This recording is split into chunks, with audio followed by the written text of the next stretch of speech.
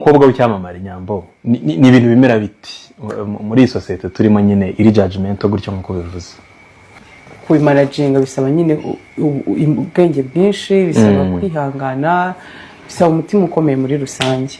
Uzahura n'abantu batagukunze bakwereke ko bagukunze, uzahura n'abasore baze kugutereta nkasa uburamo kandi bakwereka ko bashobora kuba bari serious, ukaba wahubuka kandi shaho se nta kibarimo, nta diri barimo, wahubuka gato ugashya.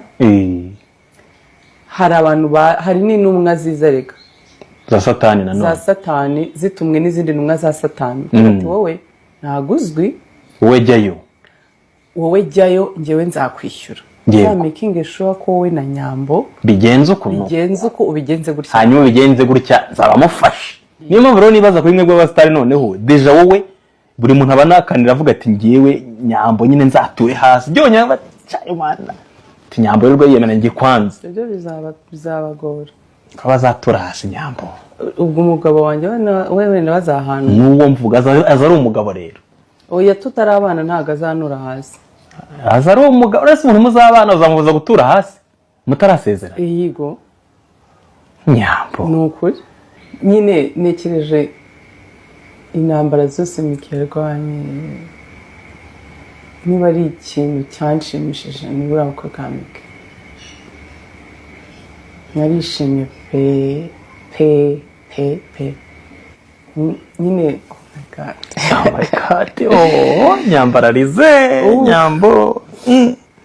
Sabe narishimye kubona Miki nyine akoro. Hari abantu babona Miki ari kuri kamera avuga bakamufata nk'ikirara gisazi, bakamufata mu biki.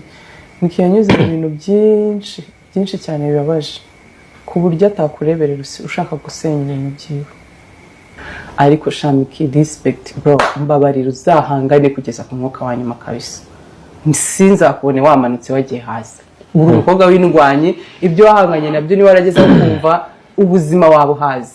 Shumi yanjye nicyo gihe cyo kubukunda noneho urabukunze burwanirire mpaka kugeza ku mwuka wa nyuma tukuri inyuma kabisa.